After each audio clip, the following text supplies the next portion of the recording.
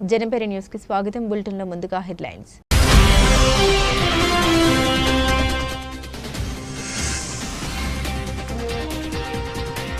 BRTS yoga street లో విజయవంతంగా artist team yoga. NTR జిల్లా collector doctor G Lakshmisha.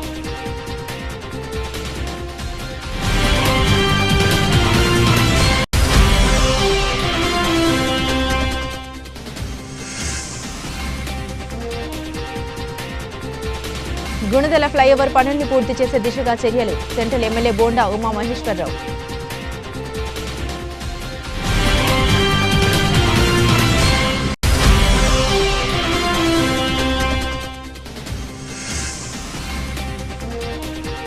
TDP ఎమ్మెల్యేలు, ఎంపీలు, గ్రామస్థాయి నాయకులతో చంద్రబాబు ఢిల్లీ కాన్ఫరెన్స్. మంత్రులంతా కార్యకర్తలా పనిచేసి స్ఫూర్తినిచ్చారని సీఎం కితాబు.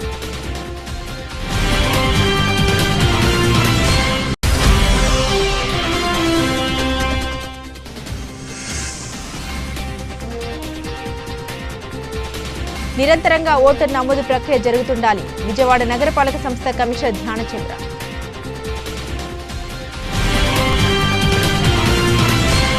కళాకారులు, సాంస్కృతిక వాస్తు శిల్పులు కళాకారులకు సమాజంలో మార్పు తెచ్చే శక్తి ఉందని, వారి కళ ప్రదర్శనలు సమాజాన్ని మెరుగైన మార్గంలో అడుగులు వేయిస్తాయని, సంపూర్ణ ఆరోగ్యానికి సోపానమైన యోగాను ప్రతి ఒక్కరికి చేరువ చేసేందుకు కళాకారులు కృషి చేయాలని జిల్లా కలెక్టర్ డాక్టర్ జి లక్ష్మీషా అన్నారు. ఆయుష్ శాఖ, ఎన్టీఆర్ జిల్లా అధికార యంత్రాంగం, విజయవాడ నగరపాలక సంస్థ సంయుక్త ఆధ్వర్యంలో శుక్రవారం విజయవాడ BRTS యోగా స్ట్రీట్లో నిర్వహించిన ఆర్టిస్ట్ థీమ్ యోగా కార్యక్రమంలో కలెక్టర్ లక్ష్మీషా పాల్గొని నాట్యాచార్యులు, కళాకారులతో కలిసి యోగాసనాలు అభ్యసించారు.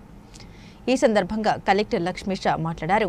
యోగాంధ్ర మాసోత్సవాల్లో భాగంగా సమాజంలోని ప్రతి వర్గానికి యోగాను చేరువ చేయాలనే ఉద్దేశంతో థీమ్ యోగా నిర్వహిస్తూ ఉన్నామని, ఇందులో భాగంగా శుక్రవారం కళాకారులతో నిర్వహించిన యోగా అభ్యాసన కార్యక్రమం విజయవంతమైందని తెలిపారు. అంతర్జాతీయ యోగా దినోత్సవం జూన్ 21 నాటికి సర్వరోగ నివారణ అయిన యోగాను రాష్ట్రంలో కనీసం 2 కోట్ల మందికి, జిల్లాలో దాదాపు 10 లక్షల మందికి చేరువ చేసేందుకు కార్యక్రమాలు నిర్వహిస్తున్నట్టు తెలిపారు. ఈ కార్యక్రమంలో విజయవాడ ఆర్డీఓ కావూరు చైతన్య, విజయవాడ నగరపాలక సంస్థ అదనపు కమిషనర్ డి చంద్రశేఖర్, ఘంటసాల వెంకటేశ్వరరావు, సంగీత కళాశాల principal Narasamma, Andhra arts academy అధ్యక్షుడు గొల్ల నారాయణరావు, ప్రముఖ నాట్యాచారులు కళారత్న భాగవతుల వెంకటరామ శర్మ, కళాక్షేత్ర నృత్య అకాడమీ హవిషా చౌదరి, భక్త నారద గానసభ అధ్యక్షులు కళారత్న డాక్టర్ ఆకురాతి కోదండరామయ్య, వివిధ కళా సంస్థల ప్రతినిధులు మల్లాది స్వాతి, రఘువేదం కిషోర్, అంబేద్కర్ సాంస్కృతిక సేవా సంఘం ప్రతినిధి జోషి, ఋగ్వేదం సిస్టర్స్ గాయకులు Padmasri, Krishnasri, literary culture services ప్రతినిధి B Anjaneyaraju, DMHO doctor M Suhasini, జిల్లా ఆయుష్ యోగాంధ్ర నోడల్ అధికారి డాక్టర్ వీరాణి, ఆయుష్ అధికారి డాక్టర్ రామహతేల్, పలువురు కళాకారులు, నాట్యాచారులు, గాయకులు పాల్గొన్నారు. యోగాంధ్రలో భాగంగా ఈరోజు 10వ రోజు కళాకారులను పిలిపించి BRTS రోడ్లో విజయవాడలో యోగా శిబిరం ఏర్పడడం జరిగింది. కళాకారులు అందరూ ఉత్సాహంగా వచ్చి అందరూ చాలా ఆసక్తికరంగా పాల్గొన్నారు. ప్రతి ఒక్కరూ ఈ ఇంటర్నేషనల్ యోగా డే కోసం ఇచ్చిన ప్రోటోకాల్ అయితే ఉందో, యోగా ప్రోటోకాల్ 45 మినిట్స్ ఆ ప్రోటోకాల్ అందరూ బాగా ప్రాక్టీస్ చేసి అందరూ ఆనందంగా యోగాలో పాల్గొన్నారు. సో ఇదే స్ఫూర్తితో ప్రతిరోజు ఒక్కొక్క సెక్టర్ పీపుల్ని తీసుకొచ్చి ఇక్కడ యోగా చేయించేది జరుగుతూ ఉంది. రేపు ఫార్మర్స్ని, రైతులను తీసుకొచ్చి ఇక్కడ యోగా చేయించడం జరుగుతుంది. సో ఇట్లాగే జూన్ 21 నాటికి మన జిల్లాలో 10 లక్షల మందికి యోగా నేర్పించడంతో పాటు యోగాంధ్రాన్ని సక్సెస్ చేస్తూ ప్రతి ఒక్కరూ యోగా ప్రాక్టీస్ చేస్తూ ఆనందంగా ఉండాలి, అలాగే వాళ్ళు స్ట్రెస్ ఫ్రీ లైఫ్ని లీడ్ చేయాలనేది యోగాంధ్ర కార్యక్రమం ఉద్దేశం. దీనికోసం ఎన్టీఆర్ జిల్లా యంత్రాంగం సన్నద్ధంగా ఉంది. ఇదే వాటిలో మనం అడుగులు వేస్తున్నాము. సో ప్రతి మండలాల్లో, ప్రతి విలేజెస్లో కూడా యోగా కార్యక్రమాలు, అలాగే యోగా కాంపిటీషన్ జరుగుతున్నాయి. దీనికి ప్రతి ఒక్కరూ పబ్లిక్ ముందుకు రావాలి. యోగాని ఒక మన జీవిత భాగంగా, అంటే పార్ట్ ఆఫ్ అవర్ లైఫ్గా ప్రాక్టీస్ చేసుకుంటూ ఆరోగ్యంగా ఉండాలని సందర్భంగా కోరుకుంటున్నాను. గుణదల ప్రాంత వాసుల చిరకాల వాంఛ అయిన గుణదల ఫ్లైఓవర్ పనుల్ని పూర్తి చేసే దిశగా చర్యలు చేపడుతూ ఉన్నట్లు సెంట్రల్ ఎమ్మెల్యే బోండా ఉమామహేశ్వరరావు తెలిపారు. ఎంపీ కేశినేని శివనాథ్తో కలిసి వివిధ శాఖల సమన్వయంతో పనులు వేగంగా పరుస్తున్నామన్నారు.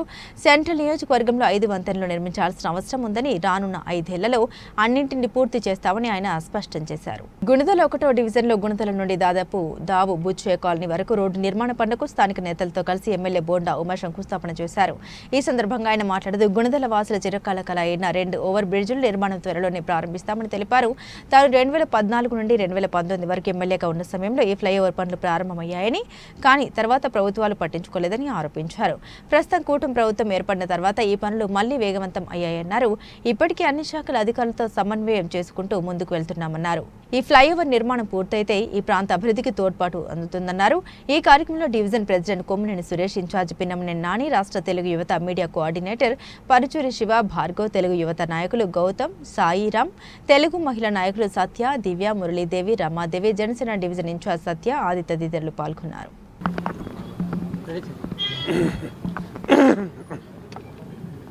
ఓకే, అతను వెనకాల ఉన్నాడు.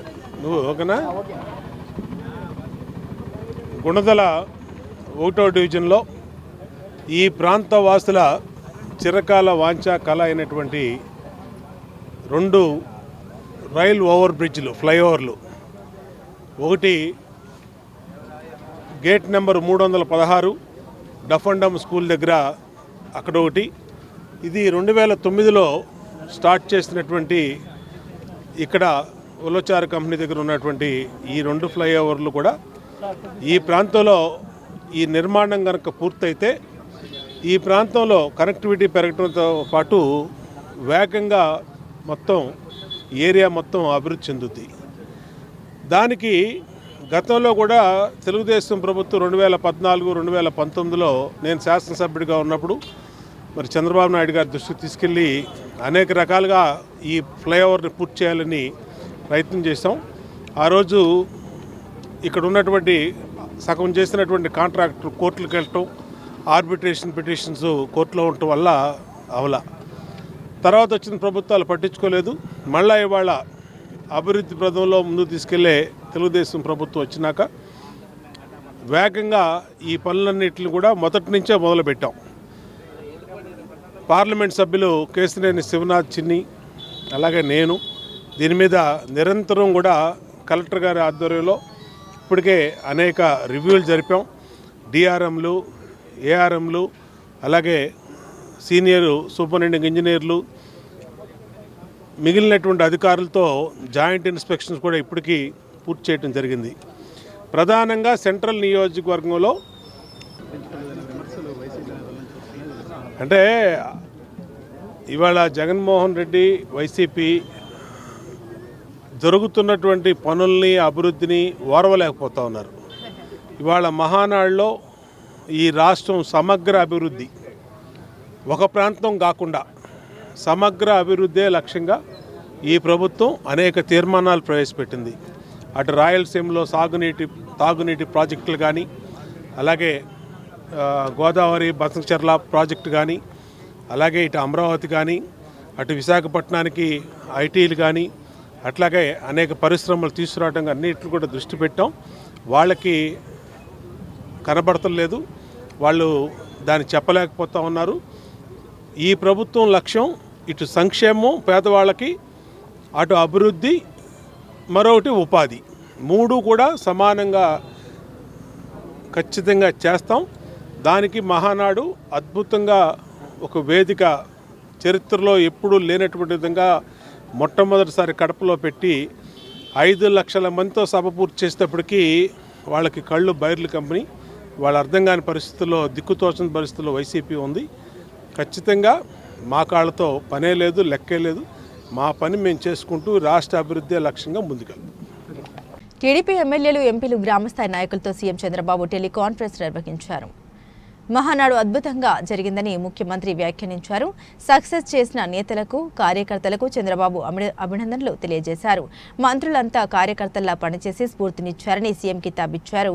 కడపలో జరిగిన మహానాడు అనంతరం ఈరోజు సీఎం చంద్రబాబు నాయుడు టీడీపీ ఎమ్మెల్యేలు, ఎంపీలు, ముఖ్య నేతలు, గ్రామస్థాయి నాయకులతో టెలికాన్ఫరెన్స్ నిర్వహించారు. ఈ సందర్భంగా సీఎం చంద్రబాబు మాట్లాడుతూ మహానాడు అద్భుతంగా జరిగిందని, విజయవంతం కావడంలో సహకరించిన నేతలకు, కార్యకర్తలకు అభినందనలు తెలియజేశారు. బాబు నాయకత్వం సమిష్టిగా పనిచేస్తే ఏ కార్యక్రమమైనా సజావుగా జరుగుతుందని, కడప మహానాడుతో మరోసారి నిరూపితమైందని పేర్కొన్నారు.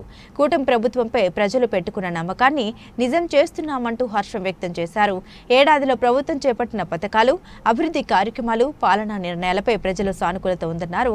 ప్రజలకు ఏడాది పాలనలో ఏం చేశామో, రాబోయే రోజుల్లో ఏం చేస్తామో మహానాడు ద్వారా వివరించామన్నారు. ఇక ప్రజలతో నాయకులు మరింత మమేకమవడం ద్వారా ప్రభుత్వం చేపట్టే కార్యక్రమాలపై నిరంతరం చర్చించేలా చూడాలని తెలిపారు. తాను ప్రతి నెల పెన్షన్ పంపిణీ కార్యక్రమాల్లో పాల్గొనడానికి కారణం కూడా అదేనని చంద్రబాబు తెలిపారు. ఎమ్మెల్యేలు కూడా విధిగా పేదల సేవలో పాల్గొనాలన్నారు. జై తెలుగుదేశం. జై తెలుగుదేశం, జై తెలుగుదేశం, జోహార్ ఎన్టీఆర్, జోహార్ ఎన్టీఆర్, జోహార్ ఎన్టీఆర్. వేదిక పైన, వేదిక ముందర ఆసీనులైనటువంటి నాకు ప్రాణ సమానమైనటువంటి తెలుగుదేశం పార్టీ కుటుంబ సభ్యులందరికీ స్వాగతం, సుస్వాగతం. పత్రికా విలేకరులకి మనస్ఫూర్తిగా స్వాగతం. దేశంలో అనేక రాజకీయ పార్టీలు ఉన్నాయి, కానీ మహానాడుల వేలాది మంది ప్రతినిధులతో మంచి చెడులు, విధానాలు, ఆలోచనలు చర్చించుకునే ఏకైక పార్టీ తెలుగుదేశం. ప్రతిపక్షంలో ఉన్న, అధికారంలో ఉన్న మహానాడు అంటే అదే జోరు, అదే హోరు. మీ ఉత్సాహం చూస్తే నా మనసు ఉప్పొంగుతా ఉందని చెప్పి తెలియజేస్తున్నా. రాయలసీమలో మహానాడు అంటే తిరుపతిగా ఉండేది. ఇప్పుడు తొలిసారి దేవుని కడపలో, అది కూడా కూటమి ప్రభుత్వం ఏర్పాటైన తర్వాత తొలి మహానాడు కడపలో ఏర్పాటు చేసుకుంటున్నాం. ఈరోజు కడప గడ్డపై జరుగుతున్న ఈ మహానాడు చూస్తే ఎన్నికలై ఏడాది జరుగుతున్నా మీలో ఆ కసి, ఉత్సాహం, ఉద్వేగం ఏమాత్రం తగ్గలేదు. నిరంతరంగా ఓటర్ నమోదు ప్రక్రియ జరుగుతుండాలి అని విజయవాడ నగరపాలక సంస్థ కమిషనర్ ధ్యానచంద్ర అన్నారు. నగరపాలక సంస్థలో కూడా ఒక ప్రత్యేక కేంద్రాన్ని ఏర్పాటు చేసి నిరంతరం ఓటర్ నమోదు ప్రక్రియను సెంట్రల్ నియోజకవర్గ ప్రజలకు అందేటట్లు చర్యలు తీసుకోవాలని అన్నారు. శుక్రవారం ఉదయం బీఎంసీ ప్రధాన కార్యాలయంలో గల కమిషనర్ ధ్యానచంద్ర చామ్రన్ నందు సెంట్రల్ నియోజకవర్గ రాజకీయ పార్టీలతో సమీక్ష నిర్వహించారు. ఈ సమావేశంలో 18 సంవత్సరాలు నిండిన ప్రతి ఒక్కరికి ఓటరుగా నమోదు చేసే ప్రక్రియ నిరంతరాయంగా జరుగుతుండేటట్లు చర్యలు తీసుకోవాలని అధికారులను ఆదేశించారు. అందుకు అనుగుణంగా ప్రతి ఏఈఆర్ఓ తన పరిధిలో గల పోలింగ్ స్టేషన్లలో ఉన్న కాలేజీలో ఒక ప్రత్యేక కౌంటర్ని ఏర్పాటు చేసి ప్రతిరోజు 18 సంవత్సరాలు నిండిన ప్రతి ఒక్కరిని ఓటరుగా నమోదు చేసే ప్రక్రియను చేయాలని అధికారులను ఆదేశించారు.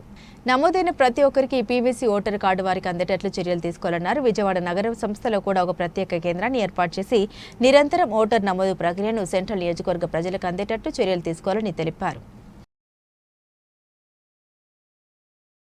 ఆంధ్రులకు కన్నంతర ఖ్యాతిని ఆర్జించి పెట్టిన వాటిలో ఆవకాయ అత్యంత విశిష్టమైందని చెప్పక తప్పదు. అలాంటి ఆవకాయ పచ్చడి తయారీ రోజు ఇంట్లో పండుగ వాతావరణం నెలకొంటుంది. మరి వందలాది మంది మహిళలు ఒకే చోట ఆవకాయ పచ్చడి తయారు చేస్తే ఎలా ఉంటుందో ఊహించుకోగలరా?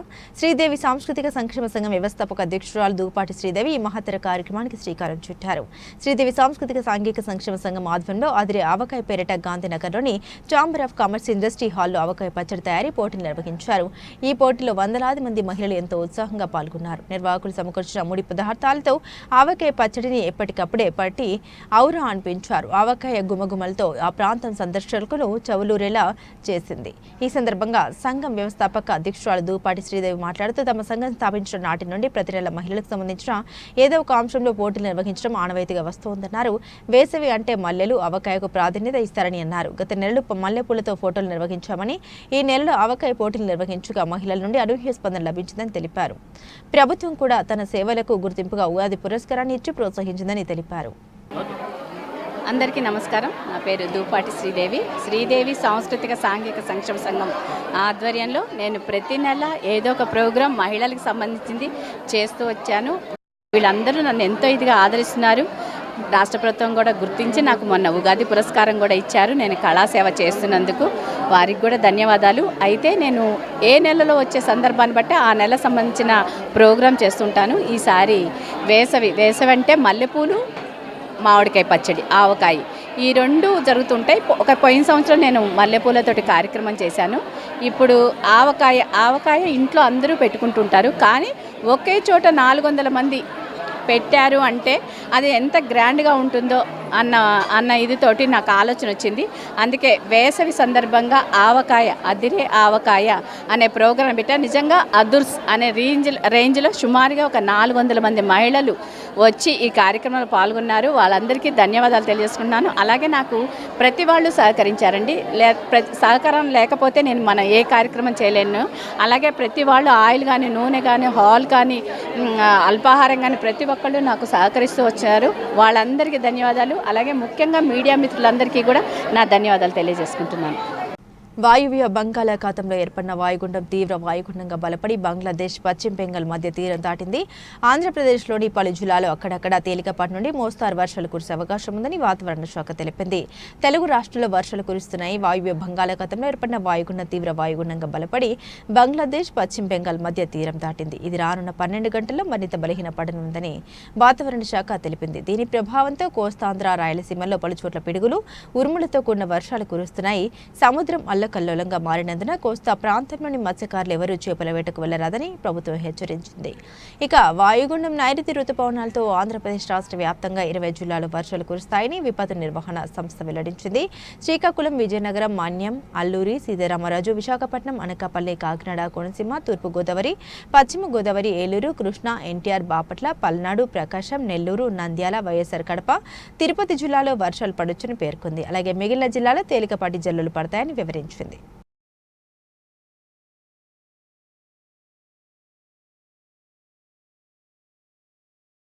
ఇటు రాష్ట్ర మరియు ప్రగతిశీల ఆటో కార్మిక సంఘం నాయకుడు కామ్రేడ్ ఎల్వి కుటుంబరావు ఆచరణ కార్మికుల పట్ల గల నిబద్ధత కార్మిక రంగంలో పనిచేసే అందరికీ ఆదర్శం అనుసరణీయమని సిపిఐ ఎంఎల్ న్యూ డెమోక్రసీ రాష్ట్ర అధికార ప్రతినిధి చిట్టిపాటి వెంకటేశ్వర్లు అన్నారు. కార్మిక రంగంలోనూ పార్టీలోనూ చురుకైన నాయకుడిగా కుటుంబరావు పనిచేశారన్నారు. ఏ స్థాయి నాయకుడైనా తప్పులు చేస్తే నిర్మాణాత్మకంగా విమర్శలు చేస్తూ సరిదిద్దేందుకు ప్రయత్నాలు చేసేవాడని అన్నారు. ఇటు రాష్ట్ర నాయకుడు కామ్రేడ్ ఎల్వి కుటుంబరావు 3వ వర్ధంతి సభ శుక్రవారం విజయవాడ చంద్ర రాజేశ్వరరావు గ్రంథాలయంలో నిర్వహించడం జరిగింది. ఈ సందర్భంగా చిట్టిపాటి మాట్లాడారు. విజయవాడ ఆటో కార్మికుల తలలో నాలుకలా కుటుంబరావు మెలిగాడని, ఎవరికి ఏ సమస్య వచ్చినా వెంటనే వాటిని పరిష్కరించేవారని అన్నారు. అటు ఆర్టీఓ సమస్యలు, ఇటు ఫైనాన్షియర్ల వేధింపులు, ప్రమాదాల పోలీసు కేసులు, అలా అనేక రకాల సమస్యపై ఎన్నో పోరాటాలు సాగించారని గుర్తు చేశారు. ఆటో రంగంలోనే కాకుండా హమాలీ తదితర కార్మికుల కోసం కూడా పరితపించిన వ్యక్తి అని కొనియాడారు. నగరంలో ఇఫ్టూ నిర్మాణానికి ఎంతో శ్రమించారని తెలిపారు. తానే కాకుండా తన కుటుంబ సభ్యులను కూడా విప్లవ రాజకీయాల్లోకి తీసుకొచ్చారని, తన ప్రోత్సాహంతో 2 పిల్లలు పీడీఎస్యూ నాయకులుగా ఎదిగారని, నా సహచర రమాదేవి మహిళా సంఘం రాష్ట్ర నాయకులుగా పనిచేస్తున్నారని గుర్తు చేశారు.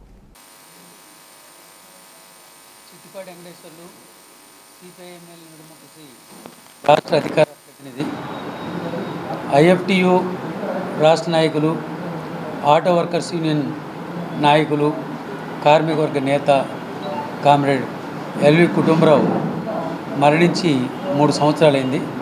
ఆ సందర్భంగా తృతీయ వర్ధంతి సభని ఈరోజు ఇక్కడ నిర్వహిస్తున్నాం. తన కోసం, తన కుటుంబం కోసం మరణించడం కాకుండా ప్రజల కోసం, ప్రజల సమస్యల పరిష్కారం కోసం, దానికంటే ఉన్నతమైన సమసమాజ లక్ష్యం కోసం పనిచేయడం అన్నిటికంటే ఉదాత్తమైనది, ఉన్నతమైనది. ఆ ఉన్నతమైన ఆశయాల కోసమే కామ్రేడ్ ఎల్వి కుటుంబరావు మరణించారు.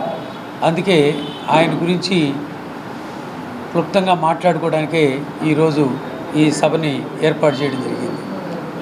ముఖ్యంగా కరోనా కాలంలో కూడా రాష్ట్ర నాయకులు, అలాగే పార్టీ నాయకులు ఒకరిని చూసి ఒకరు భయపడుతున్న రోజుల్లో, ఒకరింటికి ఒకరిని ఆహ్వానించిన రోజుల్లో రమాదేవి నా పేరు, పీఓడబ్ల్యూ రాష్ట్ర నాయకురాలిని. ఎల్వి కుటుంబరావు చాలా చదువుకున్న విద్యార్థి దశ నుంచి ఆయన నా భర్త కుటుంబరావు.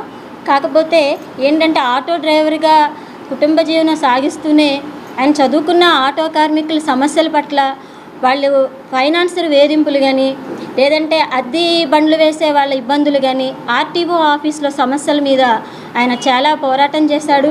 ఆటో కార్మికుల సమస్యలే తన సమస్యలుగా భావించి ఆటో సమస్యల మీద నిరంతరం ఆయన కుటుంబాన్ని కూడా కాదనుకొని ఎక్కువ వాళ్ళ కోసం పనిచేసిన వ్యక్తి కుటుంబరావు.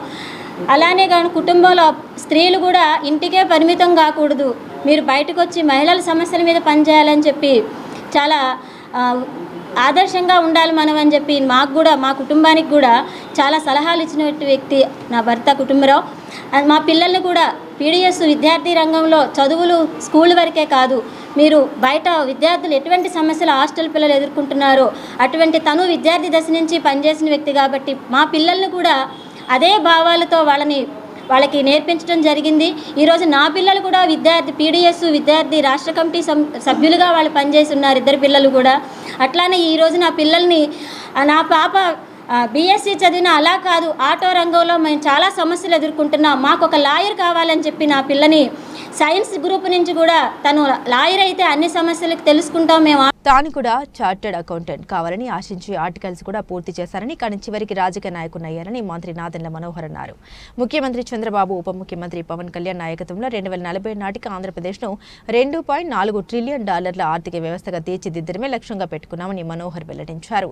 విజయవాడలో జరిగిన ICAI జాతీయ విద్యార్థుల సదస్సు ప్రారంభోత్సవంలో మంత్రి నాదెండ్ల పాల్గొన్నారు. ఈ సందర్భంగా మాట్లాడారు. కొన్ని లెక్కలకు సంబంధించి 6 ఏళ్ల తర్వాత ఆడిటింగ్ నిర్వహించడం ఆశ్చర్యం కలిగిస్తోందని, ప్రభుత్వ లెక్కల విషయంలో ఇది జాప్యం మంచిది కాదని అభిప్రాయపడ్డారు. భారతదేశంలో ఏ రాజకీయ నాయకుడైనా చార్టెడ్ అకౌంటెంట్ లేదా న్యాయవాది సహాయం ఖచ్చితంగా అవసరమని ఆయన పేర్కొన్నారు. దేశ ఆర్థిక వ్యవస్థ వ్యవసాయం ఆధారితం నుండి సాంకేతికత ఆధారితంగా రూపాంతరం చెందుతోందని మంత్రి తెలిపారు. కొనుగోలు శక్తిలో మన దేశం జపాన్ను అధిగమించిందని తెలిపారు. రాష్ట్రానికి త్వరలో అనేక అంతర్జాతీయ సంస్థలు, గ్లోబల్ చైన్లు రానున్నాయని, వాటికి CAల సేవలు ఎంతగానో అవసరమని అన్నారు. ఈ ఏడాది చివరి నాటికి భారతదేశం $4 ట్రిలియన్ ఆర్థిక వ్యవస్థగా ఎదుగుతుందని ఆయన అంచనా వేశారు.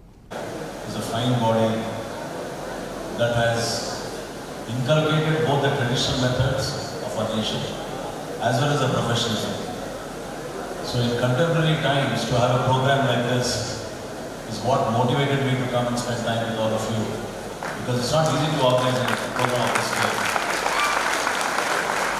So I'd like to thank Muppan Subbarao Garu, K. Narayan Garu, who is the chair of the Vijayawada branch, Manish Jain ji, Tirupati Garu, senior chartered accountant, Venela Garu, who just spoke and inspired all of you to speak and show your talent in the coming days. And Vidita Garu, really interesting to see young people come up on stage and speak like that. That's what we need in India. And of course,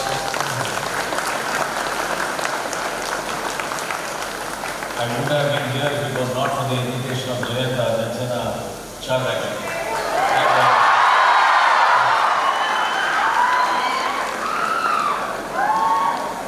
So, 2 years ago, Hyderabad lo jarige కార్యక్రమానికి పవన్ కళ్యాణ్ గారిని ఆహ్వానించినప్పుడు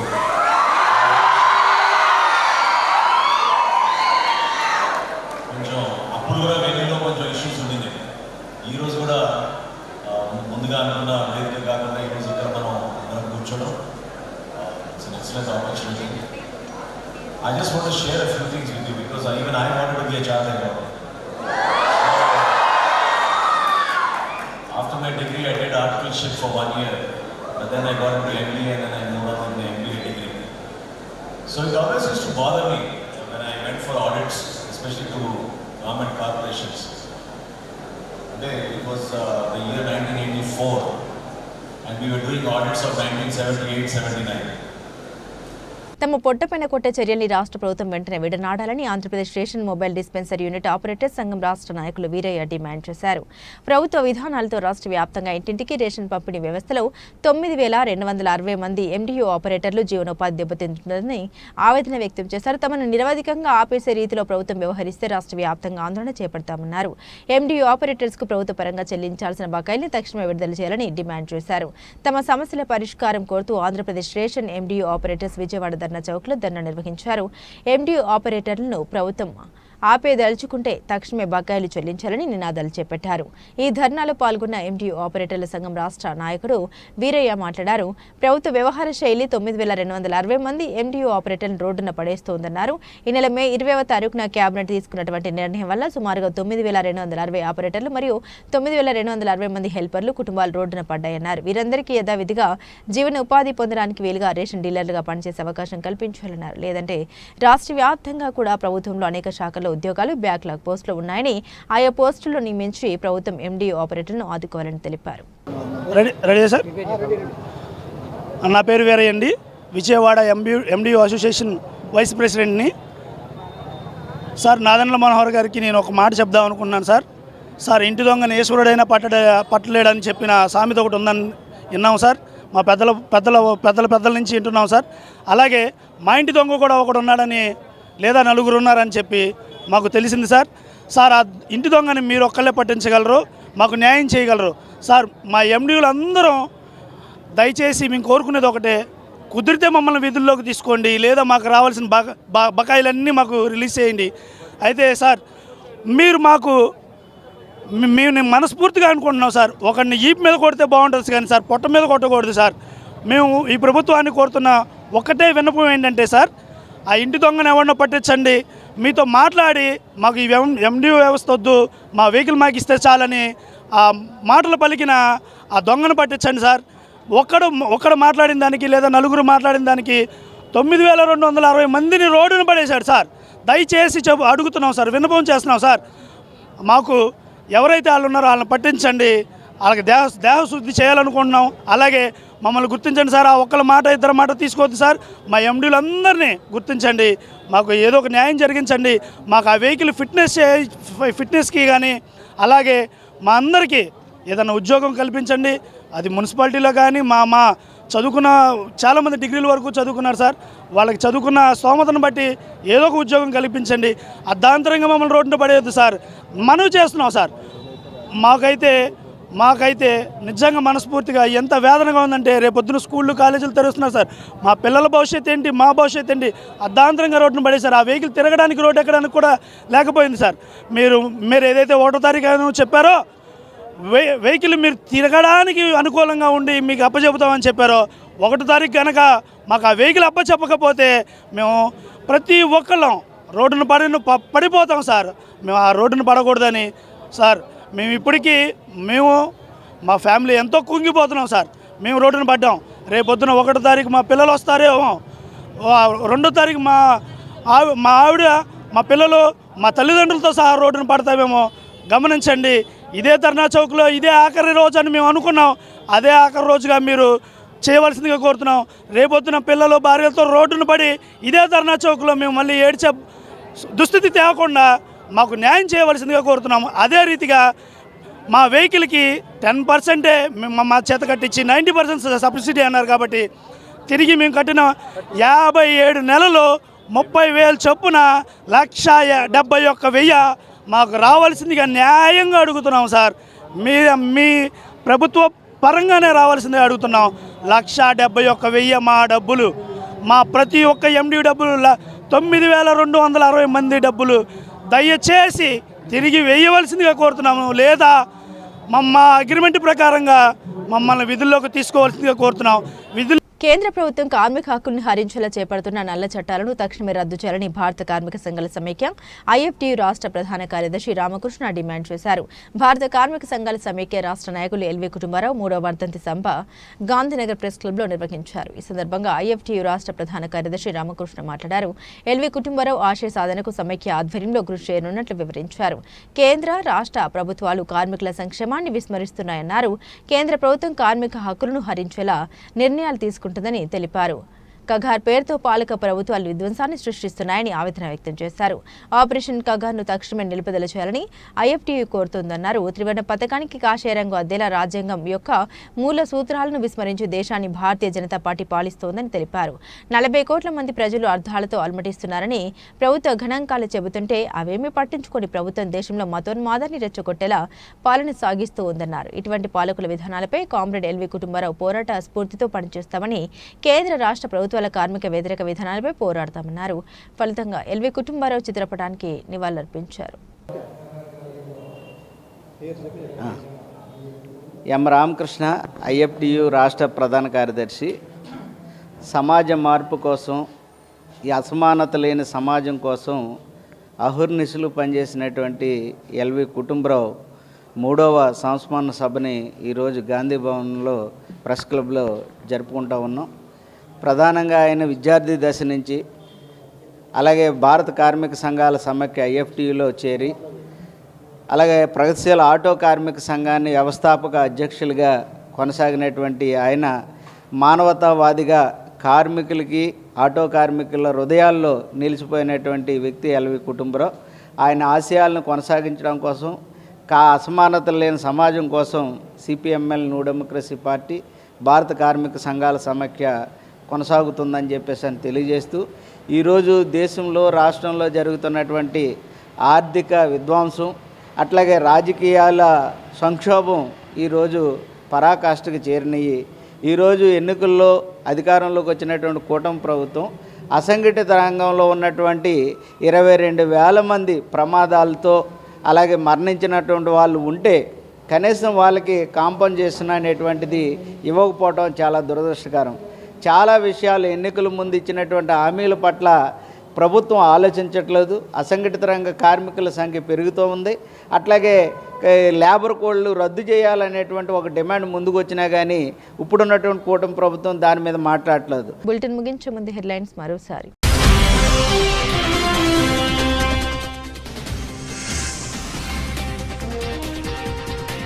BRTS yoga స్ట్రీట్లో విజయవంతంగా artist team yoga. NTR జిల్లా collector doctor G Lakshmisha.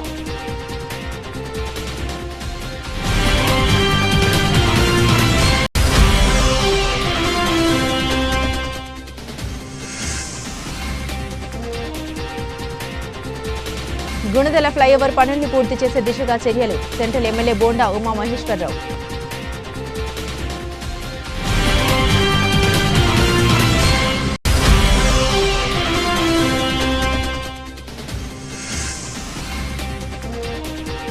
TDP ఎమ్మెల్యేలు ఎంపీలు గ్రామస్థాయి నాయకులతో Chandrababu Delhi conference. మంత్రులంతా కార్యకర్తలా పనిచేసి స్ఫూర్తినిచ్చారని సీఎం కితాబు.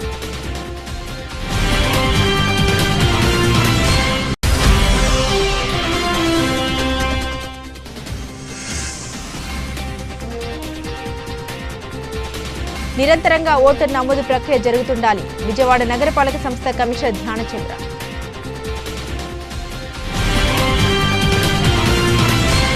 ఇవి బులెటిన్లోని విశేషాలు. తిరిగి మరో బులెటిన్తో మళ్ళీ కలుసుకుందాం. అంతవరకు సెలవు. నమస్కారం.